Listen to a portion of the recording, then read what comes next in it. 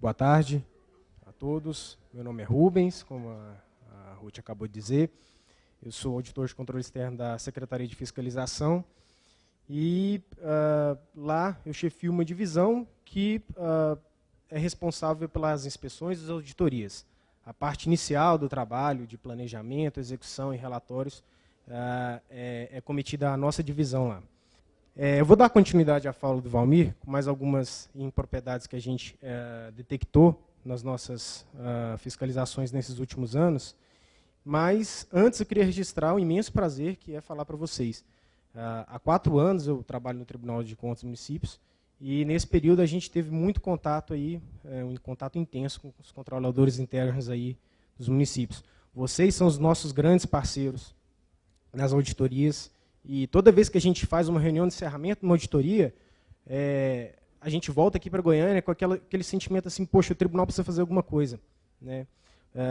Tem uma carência muito grande de informação, uma carência de recursos que vocês trabalham em condições de trabalho assim, realmente é muita dificuldade. E a gente entende isso. Então, toda vez a gente chega no município, sai com essa sensação de que, poxa, a gente queria ajudar. E espero que seja o primeiro de muitos encontros aí que a gente possa fazer com vocês para falar sobre controle, técnicas, o que o tribunal puder ajudar a estabelecer essa parceria é válido, né? Enfim, vamos lá, dando continuidade. Esses aí são os outros subsistemas de controle, né? O Valmir falou sobre licitações e contratos financeiros, vou falar sobre os demais: arrecadação e receita, patrimônio, contabilidade, transportes, recursos humanos, educação, saúde e assistência social. Vou ser rápido, o Zanzoni já falou sobre alguns controles que vocês devem implantar, e eu vou falar sobre algumas impropriedades que a gente verificou, algumas coisas que a gente sugere, e no final mostrar algumas fotos aí de algumas fiscalizações que a gente fez. Arrecadação e receita. Como o Zanzoni já disse, alguns tribunais e os municípios nunca olham para a receita com o carinho que deve olhar, porque isso é ativo também, né? A gente só se preocupa com a despesa, como o município gasta, né, o recurso. E a gente tem que cada vez mais controlar a despesa. E esse escândalo da Prefeitura de São Paulo, aí, do ISS, está aí para demonstrar isso. São 500 milhões de reais, não é pouco dinheiro, né? Primeiro, irregularidade. Cadastro de contribuintes atualizados. Já foi dito que o município tem que ter um cadastro de contribuintes atualizado. E quando a gente chega lá para fazer uma inspeção, primeira coisa, IPTU. Vamos olhar qual a planta de valores do município, quantos imóveis tem aqui. Vamos ver se todos os imóveis estão tendo um lançamento, que é a emissão daquele boletim de IPTU, né? A gente chega lá, não sabe. Não sabe quantos imóveis tem. Há aquele risco de imóveis não terem o IPTU lançado, né? Então tem que ter isso atualizado, o valor venal atualizado anualmente, ou no período que a legislação estabelecer, porque isso é recurso que deixa de ingressar no cofre do município. E a situação fica pior ainda, né, em relação à questão do ISS, né, o cadastro de empresas, profissionais autônomos e prestadores de serviço. Tem aqueles ainda que são de passagem no município, a gente verifica alguns municípios aí que, por exemplo, tem uma obra de duplicação que passa pelo município, de uma estrada. A empresa presta serviços ali na área do município e, sabe-se lá, ela recolhe o ISS por conta própria, né? Porque às vezes o município nem tem um cadastro dela e nem fiscaliza ela. E aí vem a questão que eu falei, que está intimamente ligada com a questão dos cadastros. Omissão de lançamento, aplicação de alíquota errônea, baixa indevida no pagamento de tributos. Toda vez que a gente faz uma auditoria em município em receita, os valores envolvidos são muito altos, né? A gestão não se atenta a esse desperdício de recursos que ela está lidando. Então, o que a gente sugere? Os controles de lançamento de tributos, né? O controle interno tem que exigir e tem que fiscalizar, né, se todos os imóveis estão tendo o IPTU lançado, se todo mundo todas as empresas e prestadores de serviços estão pagando ISS, estão emitindo nota, etc., essas coisas. Normatização de um fluxo de arrecadação de receitas e segregação de funções. Normatização de um fluxo seria o quê? Você definir um passo a passo de como, quem arrecada, quem lança, quem arrecada, quem recolhe, etc. E ter a segregação de funções dos responsáveis por essas atividades. A gente chega em um município que tem a coletoria, e aí é um grande problema a questão do recolhimento de tributo diretamente lá na coletoria, com recurso, com numerário, né? Isso tem um risco. Felizmente, são poucos municípios que ainda adota esse sistema, mas há o risco aí de numerário lá na prefeitura, isso sumir, sei lá, a necessidade de você recolher isso para a conta bancária, ter um assalto no caminho, né? E a gente via a situação do o coletor, ele fazia o lançamento, ele recebia, ele depositava, então qual o controle disso, né? Então, a necessidade da segregação de funções, algo que já foi dito aí mais cedo, que deve acontecer. Inexistência de estrutura de fiscalização da arrecadação de tributos municipais. O que é isso? Deixa eu passar aqui. A questão do ISS. Muitos municípios não têm a figura do auditor fiscal. Paga ISS quem quer, né? O município prestador de serviço não tendo cargo de auditor fiscal, a questão das notas avulsas, os blocos, etc. Paga o ISS quem quer. E é uma receita que deixa de entrar para o município. É interessante que vocês exijam a implantação a criação desse órgão, a criação de rotinas de fiscalização, né? Que tudo isso é ativo do município que está sendo aí desperdiçado. Dívida ativa tributária do município. A gente até, nas fiscalizações, identifica a existência de um cadastro de dívida ativa, mas esse cadastro nunca é levado à cobrança, né? Primeiro que ele não tem normatização, né? A gente não sabe quando que o município efetivamente inscreve os créditos ou não. Você deixou de pagar seu IPTU, tem município que há 3 anos o cara está lá sem pagar o IPTU, ele não foi inscrito em dívida ativa. E pior ainda, não tem a cobrança disso. O município tem que executar. Né, é ativo, mais uma vez, né, que tem que ser salvaguardado pelo controle interno. Patrimônio almoxarifado, Zanzoni também falou mais cedo, controle de materiais de consumo, né, que eu vou colocar aqui, vou abrir o slide inteirinho, que aí a gente já... Eu dividi em 2 tópicos, material de consumo e material permanente. Todo material de consumo é aquele que o município comprou, ele consome e desaparece. Aí tem aquela técnica que ele falou, inspeção física. Inspeção física não serve para material de consumo. Você não consegue ir lá e fotografar o combustível que o carro consumiu. Ou então o gênero alimentício que comprou para a escola, lá para a merenda.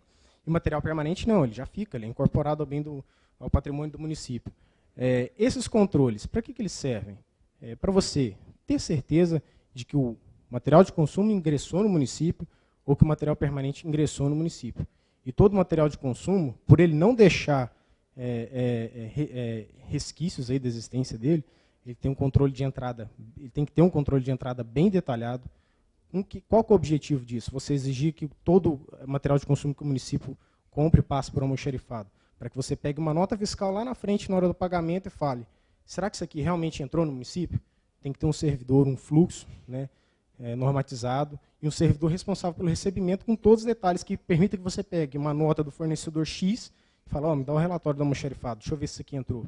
E confira. E em relação à saída, é a utilização disso. É outro ponto do desperdício. Gênero alimentício, resma de chamex, qualquer desse tipo de coisa, tem que ter a destinação, para onde está indo, quem está consumindo isso daí. Né? É muito comum a gente vai fazer uma auditoria de um contrato de aquisição de material de expediente, e aí a gente tabula a quantidade de notas fiscais que entraram, 1000 resmas de chamex no exercício. Quem consumiu isso? O controlador interno tem que estar atento a isso, tem que exigir, né, que haja um sistema de requisições. O material de consumo só entra no almoxarifado com um registro de entrada completo para você poder liquidar a despesa lá, é o papel de trabalho, e na outra ponta para você verificar se não houve desvio na utilização da mesma forma. Só pode sair se tiver requisição de quem vai usar, com a destinação certinha. O material de controle permanente é a mesma coisa. Identificação e registro deles, tombamento com número e o inventário anual. A gente entra, às vezes, na sala do controle interno e já vai passando o olho na mesa, assim, para ver se tem uma plaqueta de identificação na cadeira, e aí já é o primeiro achado. Né? Brincadeira, a gente não é mais ou menos assim, mas... E aí? E se soma uma cadeira? De quem é a responsabilidade? Quem fica com prejuízo? Né? Se eu quiser levar esse microfone embora aqui, ele deve ter o tombo aqui, a Ruth vai me parar na porta ali, vai falar, devolve, porque ela sabe que ela pode me pagar se eu levar isso aqui para casa. E é mais ou menos o que tem que acontecer no município. Todo ano tem que ter um inventário, tem que se atualizar e renovar a responsabilidade. Os responsáveis secretários assumem a responsabilidade pela guarda dos bens. Eles têm que manter a integridade disso aí. Contabilidade. Vou passar bem rápido. Isso é um problema. principalmente no nosso Estado. Inexistência de livros de controle orçamentário, diário, razão, caixa e outros. O serviço de contabilidade, em regra nos municípios, é terceirizado. Em alguns, a gente observa que o contador não vai no município nem manda ninguém que é contratado para lá. E o que se resume a contabilidade? Fechar o balancete aqui em Goiânia.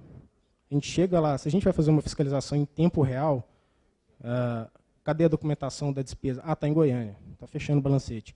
A documentação de despesa não sai do controle interno, não pode sair do controle interno, tem que ficar lá. Contabilidade que tem que ir no município para fechar o balancete, certo?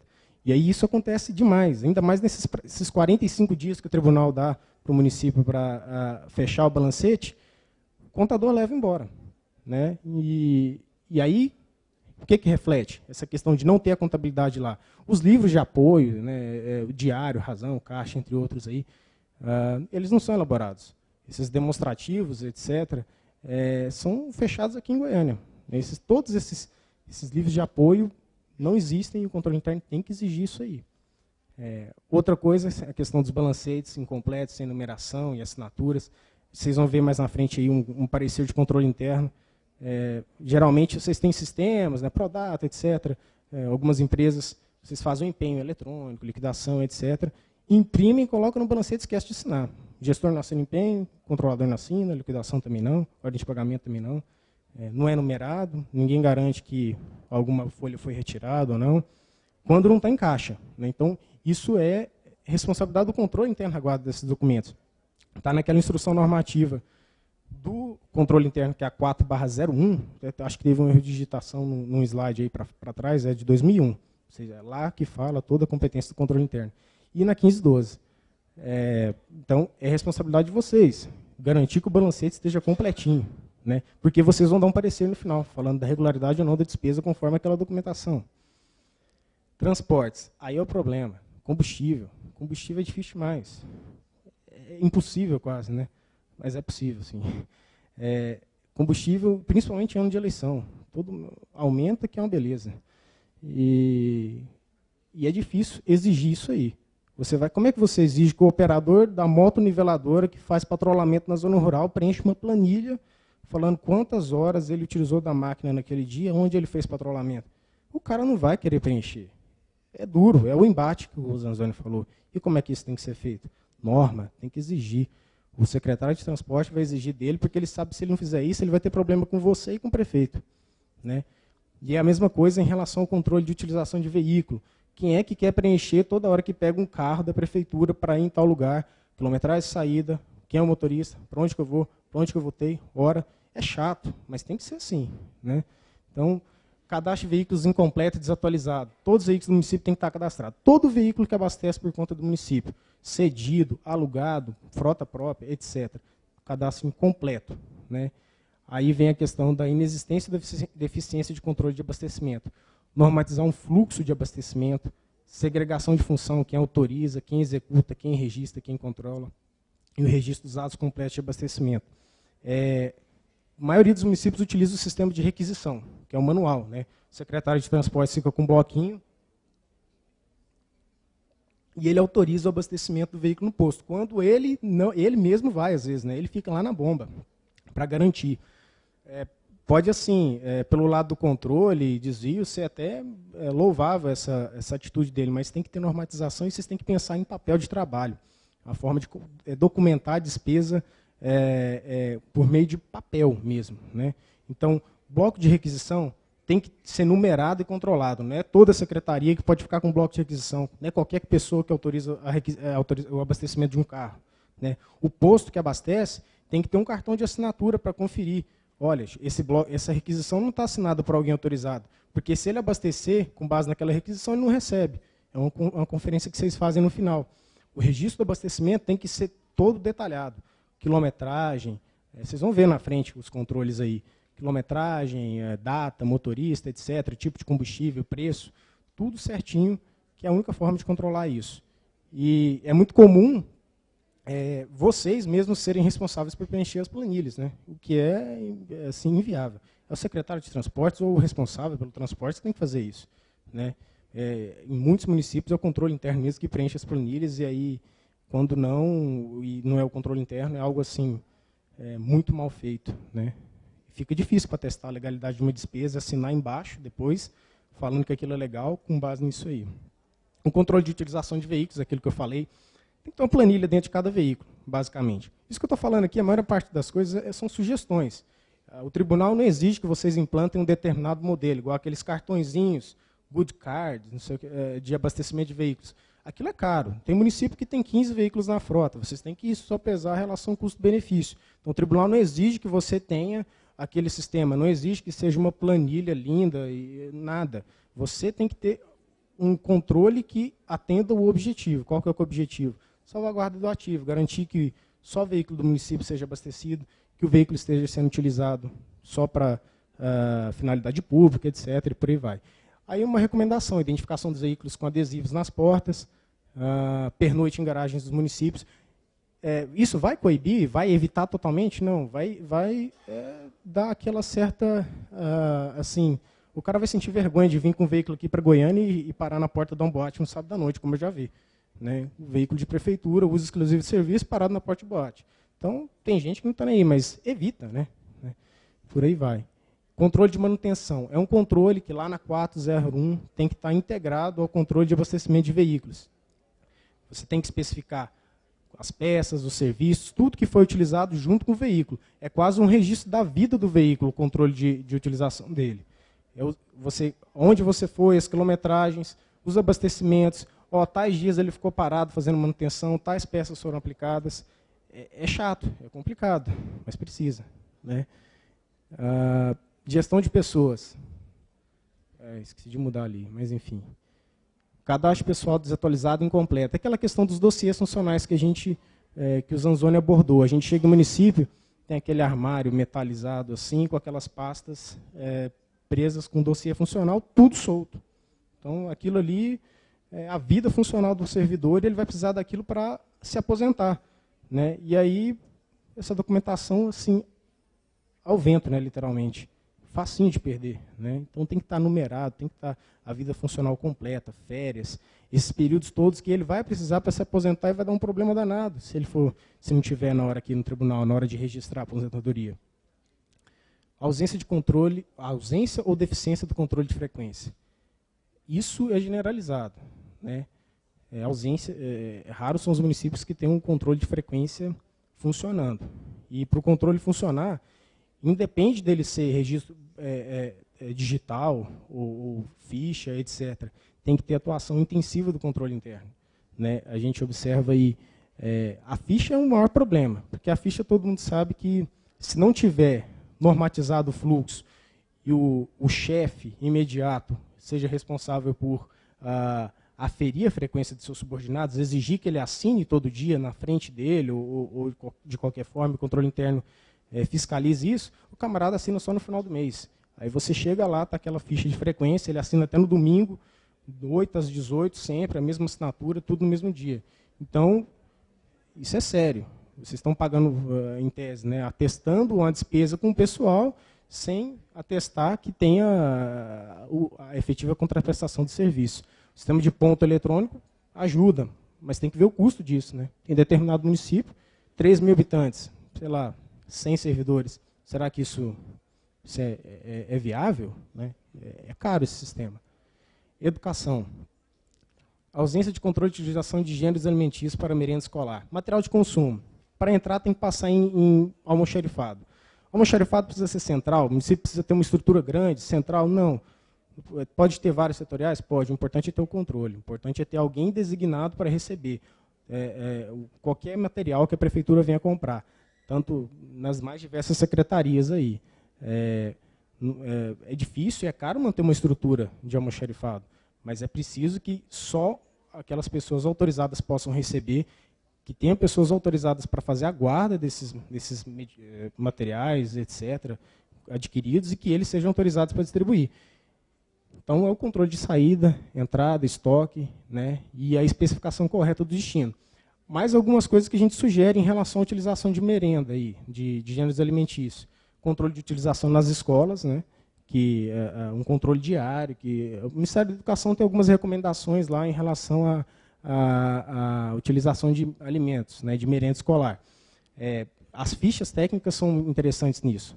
Tem uma nutricionista que define o cardápio do município, e aí ela define lá, olha, galinhada, por aluno as quantidades de cada insumo, óleo, arroz, etc.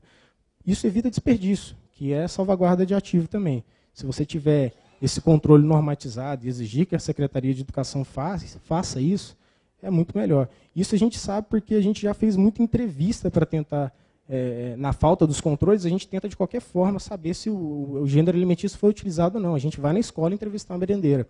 Então a gente pega o mesmo prato para o mesmo número de alunos, a galinhada, para 100 alunos, a escola A usa 1 litro de óleo, na B usa 3. E é desperdício, né? Se for necessário só um, por que está usando 3 na outra? Então, e isso acontece na prática. Execução de serviço de transporte escolar é outra questão que a gente, como um contrato de prestação de serviço, como o Valmir disse, tem que ter controle. Se você paga por quilômetro rodado no seu município, você atesta o pagamento, tem que ter alguém que ateste que o veículo, que o transporte escolar está percorrendo aqueles quilômetros.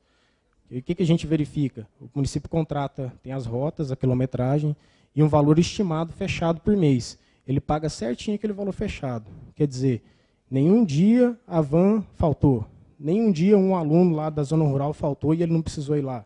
Tem que ter um controle, tem que ter um servidor que anote quilometragem de chegada, saída. Tudo isso tem um custo, mas eu acho que, com certeza, a salvaguarda, a economia de ativo na hora de pagar o serviço de transporte escolar é enorme. E muito interessante também a questão da ouvidoria. Nós fazemos a inspeção física das rotas acompanhando a van, em muitos municípios. Nós vamos atrás da van, em estrada vicinal, acaba com o carro do tribunal. Mas aí a gente chega, o aluno desce, fala, ó, a van te traz aqui todo dia? Não, só hoje. Ele me deixa lá na porteira. Ah, legal, bom, né? A gente está seguindo e ainda assim falta quilômetro para ele completar a rota. Então, tem que ter uma ouvidoria. E eles fazem, o transporte escolar, acontece isso e às vezes o gestor nem está sabendo, né? Então é importante ter esse contato. Saúde. Ausência de controle de medicamentos, material hospitalar e odontológico. Mesma coisa, material de consumo, controle de entrada, saída, estoque, etc. E no medicamento especificamente, que é um material de consumo caro, o controle de saída tem que especificar para onde está indo. A receita do paciente que está retirando tem que ser anexada. É aquela questão do papel de trabalho para documentar.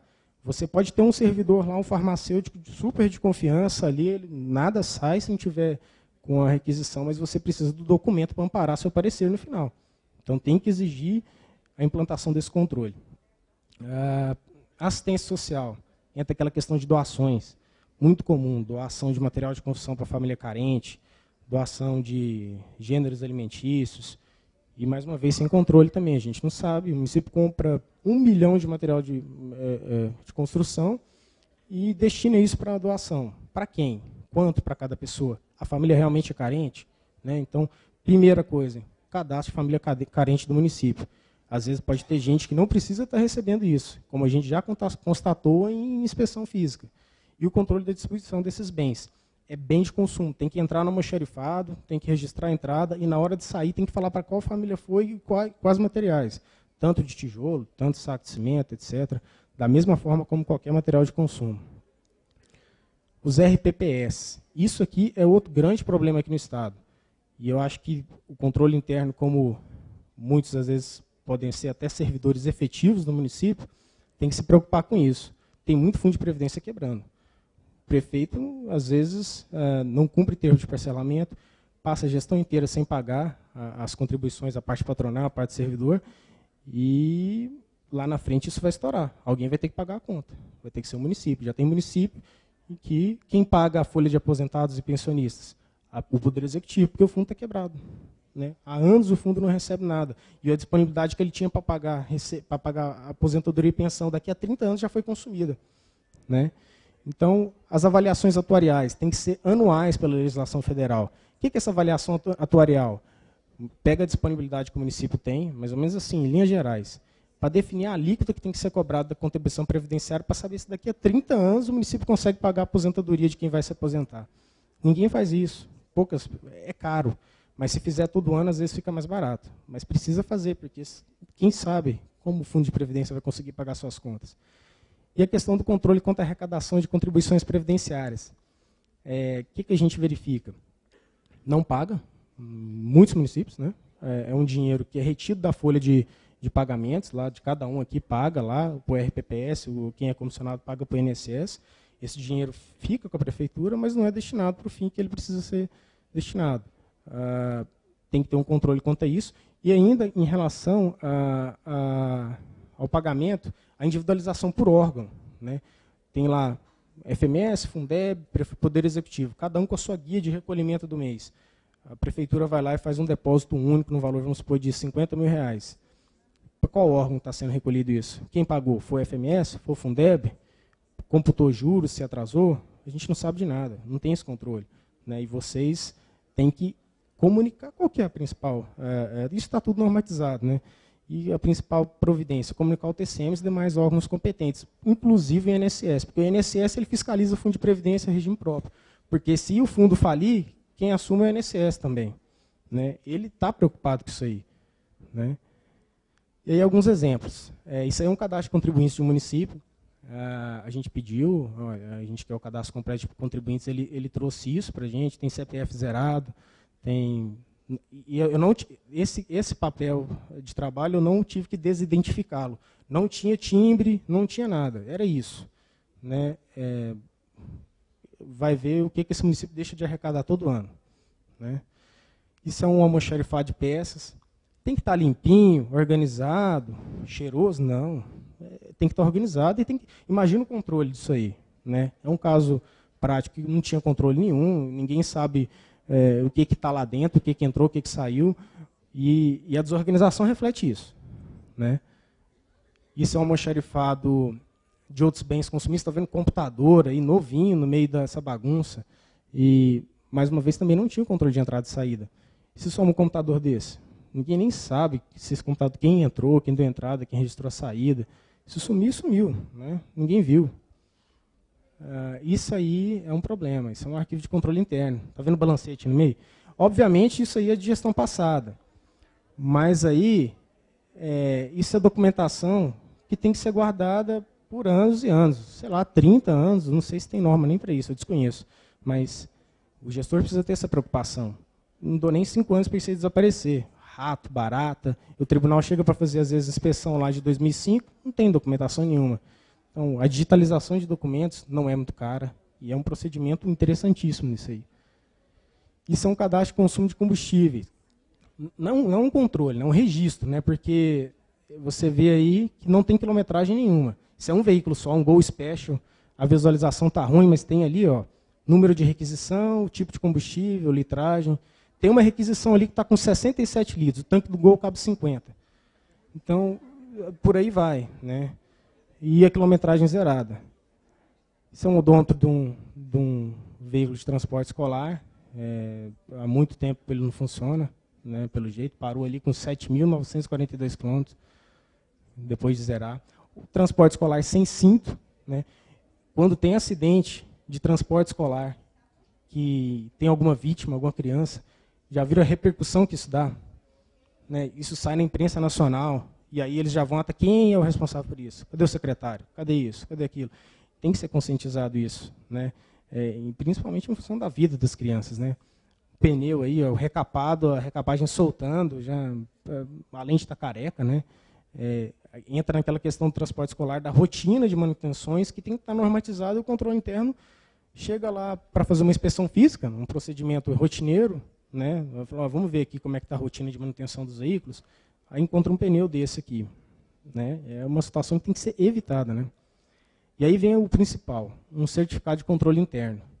Ó, superintendente de controle interno, município X, certifica, tal, despesas do Poder Executivo. E aí está aí a relação do que ele atestou. Ele esqueceu de marcar o X, e assinou e mandou para o tribunal. Gente, isso aqui é um cheque em branco, né? Nota a responsabilidade que ele está assumindo. É como se ele desse um cheque em branco para o gestor. Olha, beleza, está tudo certo aí, né? Nem o X ele marcou. E, se ele tivesse marcado X, ainda tinha problema, porque isso é pré-formatado, não significa que ele olhou nada. Eu sei que é difícil, mas tem um longo caminho a ser percorrido, mas cuidado com a assinatura de vocês, né? A gente tem que ter muito cuidado com o que a gente assina sem ler, né? E a gente pode ser cobrado depois. Não pode alegar desconhecimento disso. Aí uns bons exemplos também, né? Coisas boas que a gente encontra. São almoxarifado organizado, eles tiveram com tudo etiquetado, organizado, tem corredor, a caixa não está no chão. Gêneros alimentícios para merenda organizadinhos, ó. Não é nada chique, né? Mas está lá o papelzinho identificando a validade do alimento, né? A data de vencimento, né? E é importante o controle de estoque, por isso também, anotando a data de validade, porque são vários lotes de alimentos que vão chegando nas escolas. Tem que utilizar o que está vencendo antes. E se não tiver esse controle de data de validade, utiliza o que chegou depois e deixa o outro vencer. Desperdício, né? Isso é um controle, é um estoque de medicamentos, tudo em caixa. Tem um ar-condicionado no cantinho ali, que é a exigência da Anvisa, as datas de validade, enfim. Uma planilha de controle de estoque de medicamentos. Precisa adquirir um software específico para fazer esse controle? Não, não precisa. A planilha atende muito bem. Se tiver um controle manual que seja fidedigno, ótimo, né? Vocês lá que tem que avaliar a realidade do município para estabelecer o controle. E o que eu queria, a mensagem final antes de encerrar? Tem essa história de controle interno, estou sendo bem formal com vocês, até porque está todo mundo cansado. Mas não fomos nós que inventamos. Tem normatizações internacionais, tem normatização do COSO, né? Que é uma sigla em inglês que eu nem me arrisco a falar, mas enfim. Eles definem o sistema de controle interno, o primeiro COSO lá, como uma pirâmide. E a pirâmide a gente costuma construir ela de baixo para cima, né? Então, vocês viram esse tanto de informação aqui, o Zanzoni falou um monte de controles que vocês têm que fazer, o Valmir falou outras coisas importantes acerca de licitação, eu vim, falei, é muita coisa, né? Às vezes, em relação a alguns municípios que eu já fui, eu fico assim imaginando a confusão que vocês estão assim, o que eu vou fazer quando eu chegar lá para tentar mudar alguma coisa. E aí essa pirâmide, ela estabelece 4 níveis. Primeiro, ambiente de controle, segundo, riscos, depois normas e procedimentos e monitoramento. E a comunicação entre esses estágios. O que seria isso? O que é a primeira coisa que você vai ter que fazer? A criação do ambiente de controle. A palavra sensibilizar já foi dita muito aqui. Você vai ter que chegar lá e vai ter que ter uma conversa séria com o prefeito ou com o presidente da Câmara e falar, olha, eu fui lá no tribunal, a coisa está feia, o controle interno tem que fazer muita coisa. E é o seguinte, eu preciso do seu respaldo. Nós vamos ter que normatizar tudo aqui. Eu sozinho não dou conta. Eu preciso de gente e tudo. Será que vocês vão conseguir isso? Não sei. É uma técnica de negociação. Da mesma forma que o secretário, para conseguir, às vezes, uma suplementação orçamentária, ele fala, não, vamos fazer isso, assim, assado, o retorno vai ser bom, você promete economia de recurso público. Não, se a gente implantar controle, nós vamos reduzir gasto com combustível, gasto com merenda, etc. Você vai ter que chegar e sensibilizar o prefeito. Tem que ser criada uma cultura no município de que o controle não é só você que está lá no controle interno, você e sua equipe. O controle é todo mundo é responsável. Depois de ter, sei lá, isso é com um tempo, né? Tem que ser sempre sensibilizados secretários, etc. e tal. E os secretários, eles não são sensibilizados assim, me ajuda, amigão. Aí entra a questão da norma, né? O prefeito te dando um respaldo, você vai ter que baixar a norma e ele vai ter que cumprir porque está normatizado. Isso é a questão do ambiente de controle, né? Você ter o respaldo da gestão superior, do dirigente máximo, a normatização dos principais subsistemas, e cabe a vocês definir quais são os subsistemas que o município de vocês tem. E o que é o passo seguinte? A definição dos riscos, quais são as áreas que precisam de atenção do controle interno. Isso que eu disse aqui, que eu mostrei algumas áreas, arrecadação, etc., são um risco, uma avaliação de risco, é coisa que a gente identificou. São áreas que precisam de controle específico, porque se deixar sem controle, há desperdício de recursos. Então, na medida em que vocês definem esses riscos, e na etapa seguinte, estamos subindo na pirâmide, normatiza procedimentos de controle, não vocês, mas opinem, peçam que o gestor elabore, vocês estão mitigando esses riscos, evitando que eles aconteçam. E aí, qual que é o topo da pirâmide? No sistema ideal, o monitoramento, em que você só avalia o cumprimento dessas normas. Controle de combustível, está tudo normatizadinho, controle de utilização, aí você vai fazer uma auditoria interna, você pega lá o gasto de um mês, seleciona por amostra, porque a auditoria trabalha com a amostra, a gente não olha tudo, quem olha tudo é perícia, então vocês são auditores também, auditores internos, né? e tem até uma associação nacional de auditores internos, eu esqueci o nome, que tem material, é interessante. Vocês fazem auditoria, então selecionam uma amostra do mês, vou verificar o controle de combustível, ponto. Vou verificar o controle de merenda, ponto. Pontualmente vocês atuam na hora de atestar. E vocês produzem relatórios acerca disso tudo, do papel de trabalho. Esse é o trabalho do controlador no nível de excelência, né? Ficar auditando sistemas, etc., sugerindo melhorias. Né? Isso tem que ser feito no nível de excelência. E, enfim, era só isso que eu tinha para dizer para vocês. Um breve resumo, em função do tempo. Queria deixar meu contato, os telefones da Secretaria de Fiscalização e reforçar o compromisso e a intenção que nós temos de estabelecer uma parceria e, quem sabe, chegar no dia que a gente possa estar discutindo coisas assim mais aprofundadas aqui acerca de controle. Né? Porque a intenção do tribunal é que os controles internos funcionem bem. Né? É triste a gente chegar no município e assim, a gente volta sensibilizado, porque às vezes a gente faz amizade com o controlador interno.